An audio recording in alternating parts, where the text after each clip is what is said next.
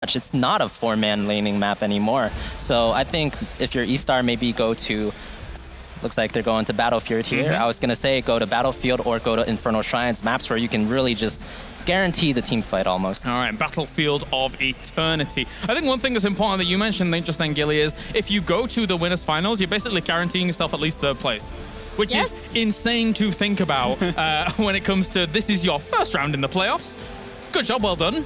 Here's a lot of money. So I think that both teams here, eStar still very hungry for the win, looking to recover here against them. But as Fan said, Battlefield of Eternity is going to be our map. What do we think of it for these teams?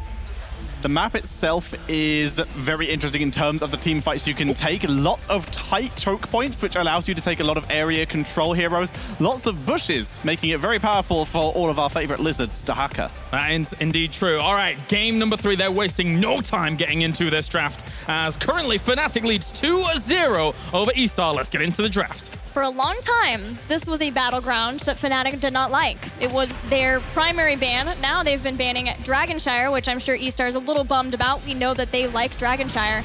But now Fnatic feels so confident on Battlefield of Eternity, and we have yet to see eStar play a game on Battlefield here at the Mid-Season Brawl. Whether that's a good thing for them, that they have a strategy maybe that they have kept hidden for this map, or maybe if they're not as comfortable on it, remains to be seen. Yeah, and Fnatic immediately denying the Valla pick here. Valla God compositions, so the Holy Trinity is very hard to play around on this map, so good ban by them. See Genji first pick for eStar, followed immediately by the Greymane Uther from Fnatic. Very standard picks so far.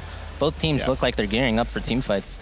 So right now, Fnatic appear to be trying to force Xingzi onto Genji. They've banned out the two main heroes that Xingzi would play on this map, Valla, just due to her crazy immortal poke, and the Greymane just due to the raise potential. But now they have some empowerment for him already, picking up the Abathur on this map. Yeah, and having Abathur pretty much seals the deal for it to be a Xingzi Genji this time, because Tiger will be playing that Abathur. That's cool. The Genji Abathur, I really like that rotation, not only because it's strong in general, but because I think this is going to heavily discourage a false stat pick by Fnatic. Both the first 2 games we saw Quacknix playing really an amazing false stat. Every one of his gusts, he just comboed it with a tongue or, you know, Emerald Wind or Hook Gorge. He managed to isolate a target so consistently. I was very impressed with his mechanical play. We just saw a couple seconds ago, 92.6% win rate on Abathur in this tournament so far. He has had an insane win rate, and now you're using it to empower one of the most aggressive assassins in the world. Slug life. Slug life. Waiting for the music to start up again, DreamHack, please. D.Va gonna get banned. That's fair. Zoning potential, like we said. Lots of small choke points. Dropping that onto the Immortal can do some good damage and give you an opportunity to get some free damage on it with the rest of your heroes. I think if you're focusing on a heavier melee comp as well, if Matrix becomes a thing while you're trying to focus down an Immortal, you're going to get a lot of your damage dispelled. So that can also be a danger. Yeah, D.Va also really good at diving the backline, just like all the other heroes on eStar's side, so it makes a lot of sense for that ban here. eStar actually going with the Tassadar ban, maybe trying to eliminate Tassadar Tracer or something to that vein. Fnatic have some options they could run based on heroes we know they like. We've seen them play Sylvanas before. Li Ming is another one if we want to see Schwimpy finally be able to bring that mage out. She has constant poke. And with Anubarak banned by eStar, there's not as much fear for that specifically, his ability to block her skill shots really well. Yeah, the obvious pick that still stands out here to me is the Dahaka, pretty good against the Abathur if you want to match the split soak. Li Ming also a very strong power pick here. Have to see what they go with. Yeah, running down the clock. There is the Li Ming and the Arthas. Not taking the Dahaka yet, so they do have a bit of counter auto-attack damage to maybe try and lock down the Genji or at least hold up some of that frontline damage potential. Yeah, I think one good thing about the Arthas frontline surely is that usually when you're going into those mid-fights that almost always occur, there's not much running away from Arthas, right? Yeah. Yeah, it looks like they kind of want to discourage the Illidan pick here by picking the Arthas right there. Yep. It also benefits them to pick it because they already have the Greymane, and if eStar were to pick it up, go to a double tank, they would have Tyrael and Arthas, and Greymane would have a very rough time at getting any kills and also getting any immortal damage. It's true. So, eStar. They still need to support, potentially second tank, potentially second damage. They have left themselves very open with their last few picks. Is Artanis a thought? Could be. We've seen it a couple times now, and it has been effective. Yeah, it's not bad so far. eStar, once again, has nothing that triggers Guardian of Ancient Kings, so they might not pick the Malfurion here if they want to stick to that route as well. We might see something along the lines of just no CC and mass damage. Rhaegar and Zeratul, exactly what you said. I like it. Ooh, it's been a little bit since we've seen an eStar Zeratul. That's interesting. So, follow-ups for Void Prism. They could go for X-Strike. They could just set up for a Dragon Blade if they wished. Other than that, not a huge amount of damage. And Varian as the last pick by Fnatic. A lot of crowd control on Fnatic's side there. A lot of kill pressure too with the Li Ming damage follow-up. I think both sides have pretty strong drafts. It's just going to depend on who plays it better here. Yeah, there's a lot of front line being added with that Varian being accompanying the Arthas for Fnatic. Gilly, what are we anticipating looking at both of these drafts? Genji and Zeratul have their work cut out for them. Xingzi and probably likely Savage here, which we know that they have the ability to execute when they are up against things like Varian with Taunt. There's going to be Arthas there too. There's Uther with Hammer of Justice. It's just whether or not they can get in, do the damage they need to do, and get out. Isolate maybe a little bit with the Void Prisons too. It's a tall order for the members of eStar. Time for predictions. I think the momentum, the crowd, everything is way too much now for Fnatic. They are up 2 games of the series, and I see them closing this out. Momentum and a really difficult to execute comp to kill anyone by eStar. I am going for Fnatic. Yeah, this is a hard one for me. I definitely think the momentum is heavily on Fnatic's side here, but I think if this was an even matchup, I would believe in the Genji, Abathur, Zeratul to reach the backline, so I'm gonna go with eStar. One thing's for sure, Shrimpy's going to have to play very safe if he's on that Li Ming.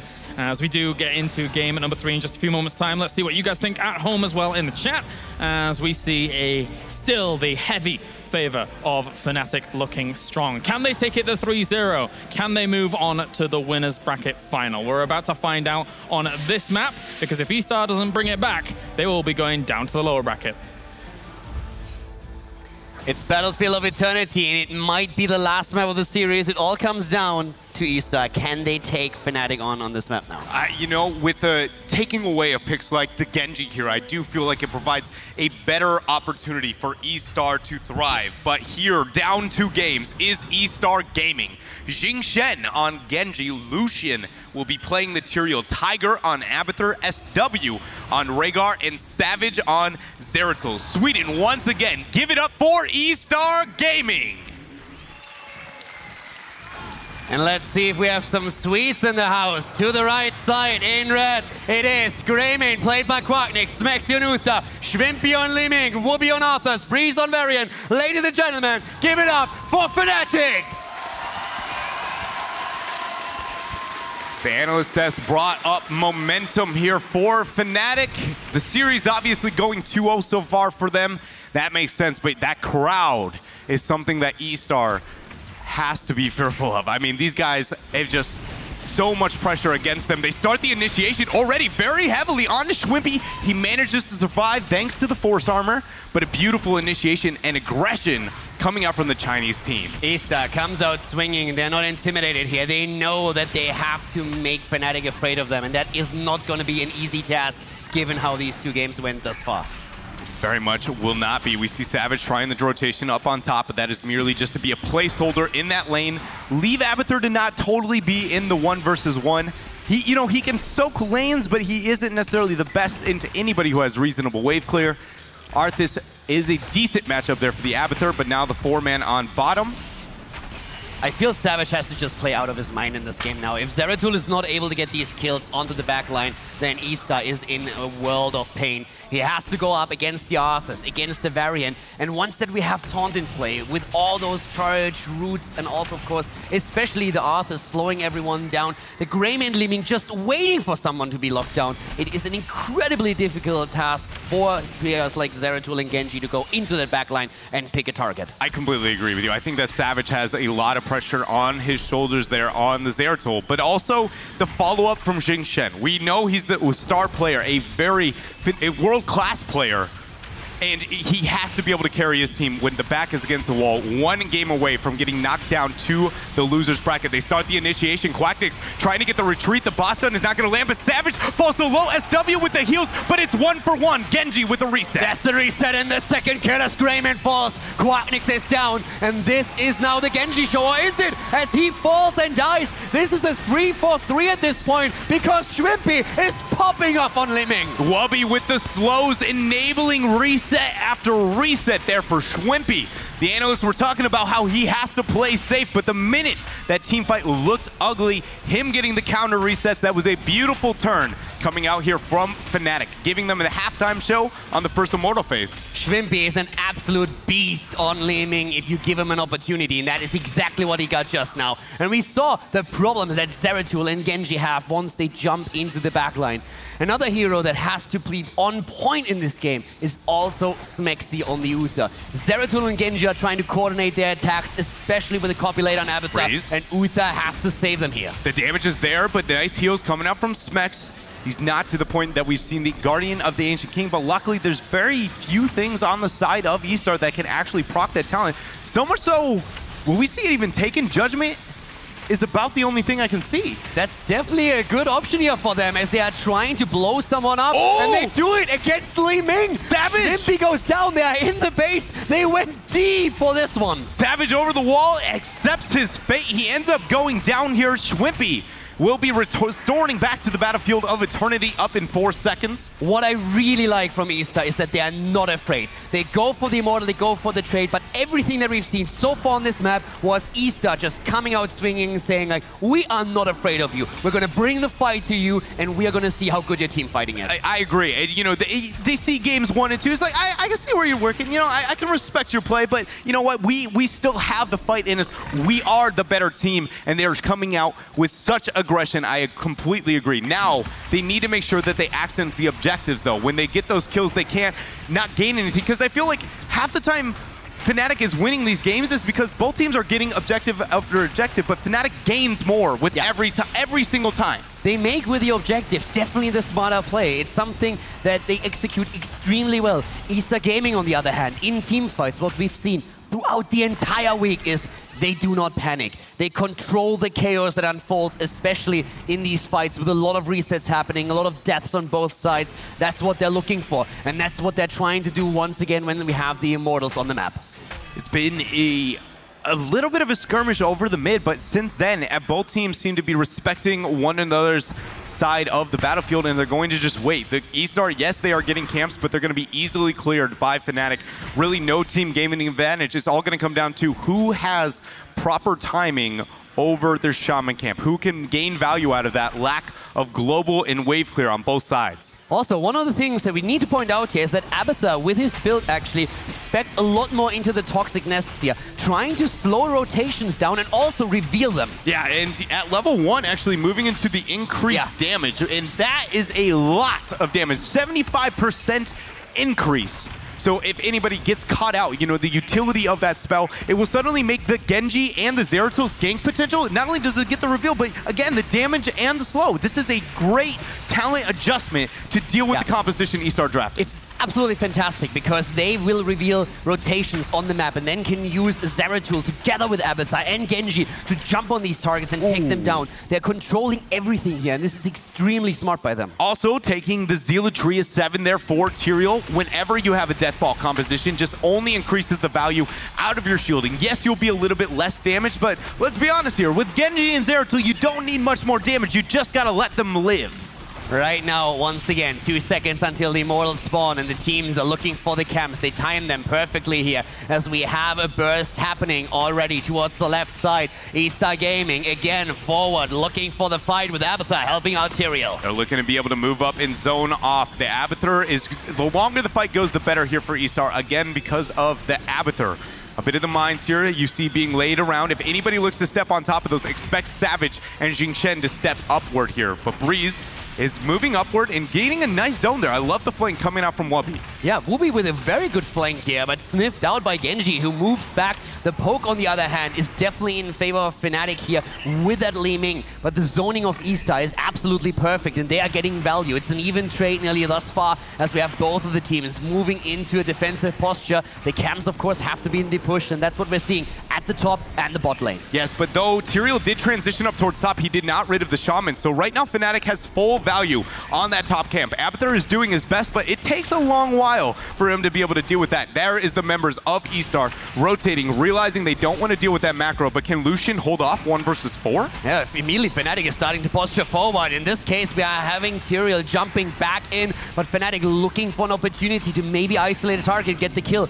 eStar Gaming is closing in on Tendo, and that is a problem for Fnatic down the clock here. But Lucian, that's exactly what they want. They want to be able to stall this out. They really want that 10 talent here, especially with that, waves moving in. They're trying to get the silk. They go in. Schwippy Savage actually survives. Jingchen cannot clean up the kill, but everyone on Fnatic has kept themselves alive.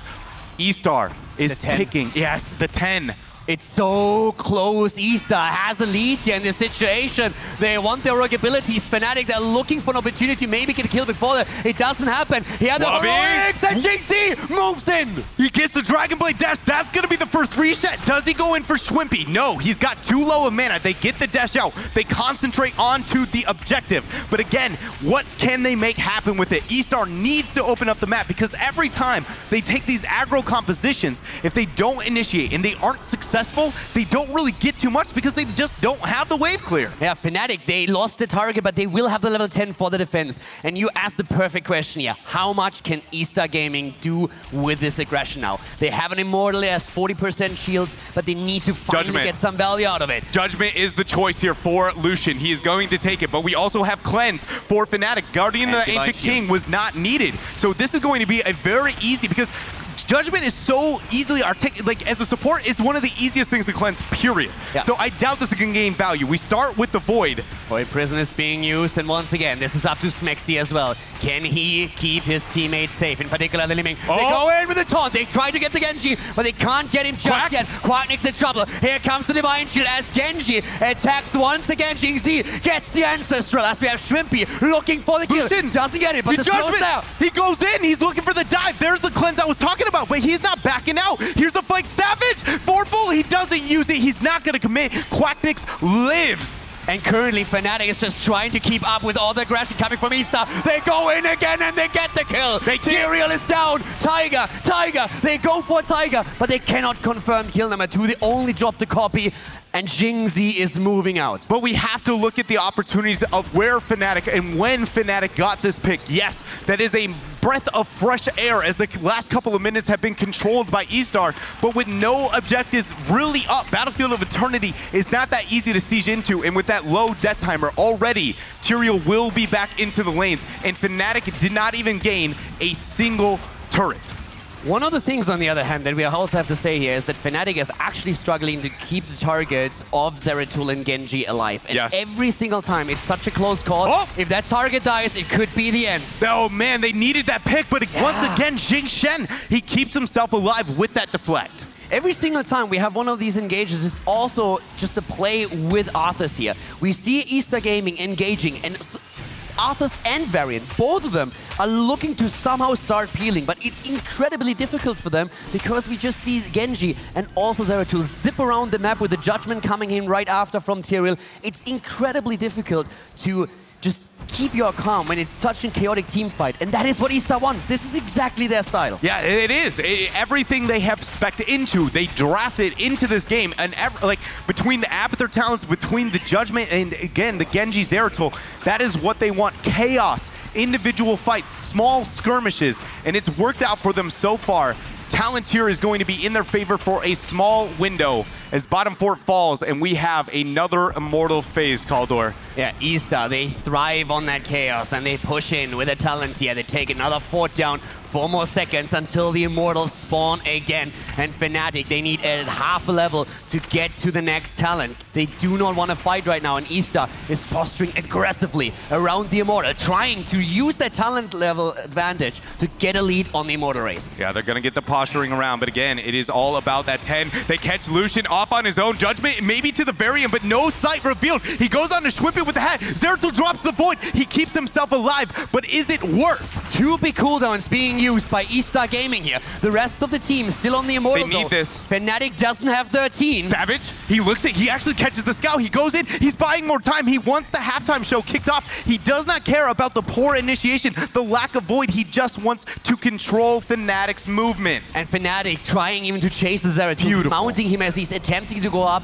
but they are not able to close the gap. Here's the halftime show now, and Fnatic is still waiting for the 13. Will be frantically at the bot lane, getting experience. We see the same all over the map. They want that bit of XP to get the next talent. What I love about what eStar did is they didn't actually proc the halftime show. What they're, oh man, there it goes, the finish. They could have waited to essentially force a poor rotation on the side of Fnatic, but they decide that this is their moment. They can execute here.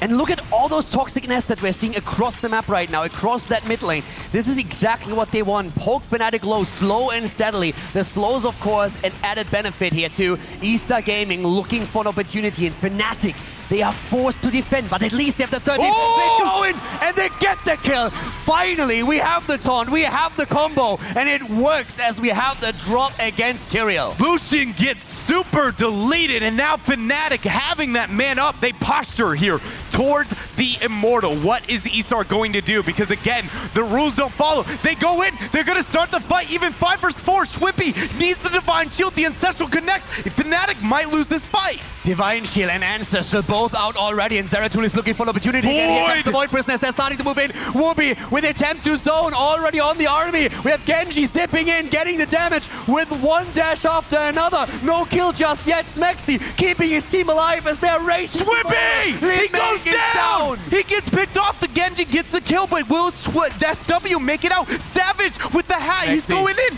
Shen, can he get the reset? Smexy! They get the kill. Material. He's back, goes in, drops Uther. They drop Greyman. It's a double as eStar takes down the 2 heroes in the mid lane. The Immortal is one, but Fnatic, can they get any value? They can't. eStar with those kills at perfect timing will be able to easily rid of this shielded Immortal, and that is so devastating Fnatic, mainly again because look at all the melees. I talk about how hard it is to be able to clear these big beefy objectives, but when you're dead, that is a free defense now for eStar. 16 and a full level advantage. This is still very much eStar's game. You can never underestimate the Chinese team. They are so aggressive, and once they have the momentum, they will carry it into the heart of your base. And that's what eStar Gaming is trying to do right now against Fnatic. They're down 2 maps, but they are far from giving up yet.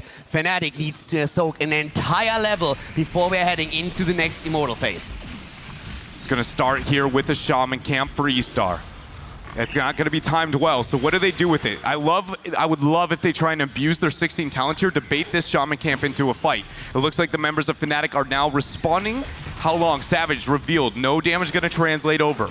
Also, adrenaline boost on 16 being taken by Abathur now, so he's actually trying to give them even more mobility, even more movement speed for these fights. Can help out Zeratul, for example, who had a rough time against the taunts in the last fight. Even the blood for blood picked up there by Lucian for more opportunity to kill targets. Not only individual survivability if you need to use it on a warrior, but also the judgment kill target here, helping Zeratul, helping Genji get what they need into fights and blow them out of proportion. But the 16 talent here still in favor of eStar. They're still moving with this double camp. I would have loved to see more defense onto the Shaman specifically. Fnatic really wants that to die. That could have been a free front wall here, but they are going to play safer here for eStar. Fnatic plays super defensive right now. They know they cannot fight, and eStar is looking to invade the camp here. They were speculating that maybe Fnatic would take the opportunity to take the camp, so they dash in. Fnatic takes it shortly after, at least tries to. to, but they don't have the 16 yet, and eStar sniffed it out. I don't think there's any way eStar, outside of a major judgment isolation blow-up, that they have any chance of stealing this. Remember, there is no holy ground. Zeratul is still soaking through bottom, but he has enabled that Khazra camp to gain a bit more value. The members of eStar now returning to their Immortal. Fnatic does have 16 just now, so they have it just in time. SW, the taunt! They get the damage! They go in, the Void Priest is already in the backline, is going for Rhaegar, but he's able to escape. SW is moving out, but Zeratul is dead! Zeratul going down, and SW's there not for the heals. He has no ability to move up and help with the Ancestral. SW now, he gets the cleanse, and again, he's not even going to drop the heal. There it goes. It does connect. The Khazra still alive, but Fnatic has a great opportunity to get a huge Immortal. Shrimby with a play on the Wave of Force, forcing the Ancestral cooldown. But you could see how applying the pressure onto Rhaegar forced him so far back that there was no chance for Rhaegar to help out Zeratul as he got attacked just seconds later. Fnatic with a perfect engagement. They are so far winning the Immortal, but right now eStar Gaming, they're waiting for 5 more seconds until we have Zeratul back to action, and Fnatic, they know they're on the clock. They're trying to race it. This is the best spawn that eStar could have gotten, but again, Savage is still yet to join us here on the BOE. Fnatic all inning it here. I don't think the members of eStar are going to go. They try. That is Lucian, who gets instantly removed, and now that is 25k on an Immortal. eStar showing nerves all of a sudden, moving in with Tyrael, and he gets blown up as stagger death, and that is the dream for Fnatic. It doesn't get any better than that. Zeratul was just back in the game, but eStar got greedy. Instead of letting the Immortal go, we have Tyrael diving in. Oh, that was a clutch cleanse coming out from SW. And I want to shout out to the Khazra camp that has lasted longer than any other, and I think the mid-season brawl. It is the true MVP for eStar, and maybe the last hope, as that Immortal is huge. Luckily, eStar, they do have Void. They have a very good dive past the Immortal, kill you composition. It's a chance, but not if they get that pick. At this point, once again, Fnatic is looking for that pick. eStar is still ahead in experience, Clone. even if it's only by a smidge, and the camp is still at the bot lane. Cologne is on the map. They have a 5v5. Judgment goes in. Cleanse has already been used, and we have Zeratul posturing around. Here's the Void Prison. It's a Void, but nobody's worried about the Immortal, so they're going to try and take this fight. Can they do it? Jing Shen, he starts with the dodge over to the wall. H is still yet to start this fight, and the Immortal's moving towards the core. Divine Shield is out. Zeratul attacked again, but it's Tyrael that falls first. Zera jumps in, gets the kill against the another! There's the kill. Like Greyman is down, and Genji survives. But the core, Jing Shen may be able to save the game, but no, the core, it is 8% in auto attack. Fnatic, they move in. I think they have it. Fnatic, they have it, do they? They go in, they're trying it. Fnatic moves in, they take the game. Fnatic takes down eStar Gaming with a 3-0 and moves on to the next round in the winner bracket. Fnatic has never been projected to win a tournament, I feel like, harder than this one. They are in their home country. They have outperformed themselves at BlizzCon, making it all the way to second place, and they feel like this tournament is theirs. And I've got to say, I have never seen a better argument for the start of past the group stage. This is a new version, it feels like, of EU. A different strategy every game, a different approach every time, and they took down the team that looked dominant in the group stage, that looked as they could not lose a map. Fnatic with perfect coordination here, and they take the unbelievable 3-0. They don't drop a single map against eStar Gaming of all teams. No way. If you told me that was going to happen day number one, there was no way eStar at least did not take a game off of any opponent. I felt like they had just that unique flavor that nobody would be able to match continuously through the best of fives we now have. But Fnatic already has proved me wrong. So very impressive from this group, but you got to respect the effort eStar showed. Oh yes, and eStar definitely has, of course, another shot here. But this was an insane series, and I am sure that our panel has a little bit more to say about the game that we just saw. Fnatic moves themselves one step closer to the grand final here as they make it all the way 3-0 against eStar Gaming. And those guys are right. Like, watching the fact that eStar Gaming were so dominant with the kind of crazy picks that they were going for in the group stage, and then to be 3-0'd here in day number 1. It's amazing. Yeah, it shows the level of preparation, really, that Fnatic put into this match, going back to some of their old school drafts with the globals. But I got to give a shout out to both of our supports, Smexy and SW, of that fight. Both sides trying to eliminate somebody in the blink of an eye. And the Ancestrals, the Divine Shields were so good from our support players, so hats off to them. Yeah, absolutely. Fnatic played so well around what eStar were trying to do there. eStar, like we said at the start, they had an incredibly difficult to execute composition, and Fnatic abused that to the maximum. They were able to pick off individual people. They staggered death timers near the end of the game because of the aggressive style that eStar were playing. They just did it perfectly. Yeah, I mean, eStar at the start of that game, they were fairly far ahead. Their Tyrael kept sorting in with an Abathur hat, trading up on, you know, Fnatic. He just E'd and ran away constantly, and that really helped them in the earlier stages. But after level 10, 13, 16, the second he sorted in, he just got taunted and blown up in a second, and that really started hurting eStar. And we do have a replay here showing the final fight. So at this point, we're pushing with a Immortal, and if we can pause right here. So basically what happens this fight is eStar understands that they need to kill them, immediately pop the clone. On the minimap here, you see Zeratul, he's actually behind them. He's gonna come in from a flank position pretty strong. But for Fnatic, this is all about stalling. They have a Immortal that's 18 minutes in, and it's very healthy. So if we play on the fight here, all Fnatic has to do is stall as long as they can and not die. We see the Judgment come in instantly. And here's the problem. Fnatic is all super clumped up. If we could pause again right here, we see a big Void Prison. Normally when you get a 4-man Void Prison, it's extremely strong because you're setting up for something. However, in this case, there's nothing to set up. He did it right when the Genji E'd in. So Genji was actually critically also stuck in the Void Prison. Couldn't get the Dragon Blade ready for the setup. So the Void Prison effectively was wasted. If we play on here, so the focus target for eStar was clearly the Li Ming. We see a really good instant Divine Shield outside of the Void Prison. Li Ming stays alive here. Fight goes on. It's a really close fight. Tyrael gets blown up here. Xingxi has some really clean moves on the side there, actually. Turning on Fnatic, he gets 2 kills and gets out, but at that point, Fnatic has stalled long enough. The Immortal is on core. It's an 18-minute Immortal, and they basically fought for 25 seconds, and that was enough to end the game. Very well done, and we are joined by Quacknix here with that 3-0. Firstly, congratulations on your victory. I want to kind of ask how you saw the series going when you were approaching eStar, because they looked very good in the groups. They were bringing wild and crazy drafts each and every series. So how did you approach a team like eStar?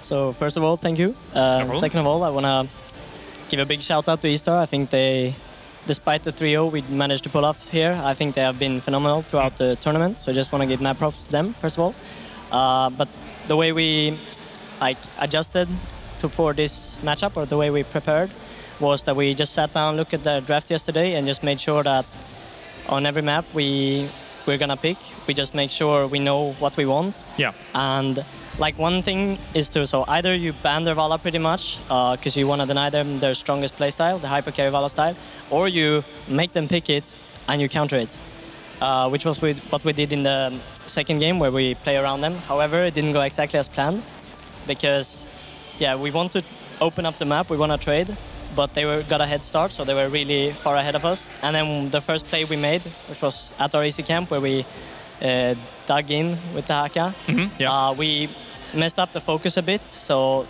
they got out on top. But if we take advantage of the game there, it would be much cleaner. But we managed to come back. As we hit 10, that's where we start shining, and that's where we can just fully take control of the game.